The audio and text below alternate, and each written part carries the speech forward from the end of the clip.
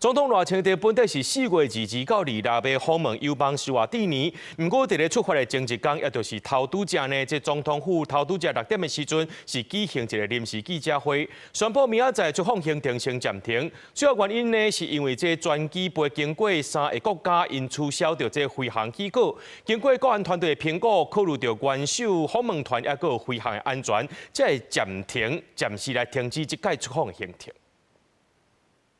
根據了解，此次呢，包括塞西爾、摩里西斯、馬達加斯加等3國呢，在無預警的狀況之下，無端取消了專機飛航的許可。實際的原因為中國當局以經濟脅迫在內的強力施壓，這種在國際間呢絕無僅有，以脅迫的手段威逼第3國改變其主權決定的行為，不僅衝擊飛航的安全，違反了國際相關規範及慣例，更是對他國內政公然的干預，破壞區域的現狀，更傷害了台灣人民的感情。對於北京當局的粗暴行徑，中華民國政府予以強力的譴責。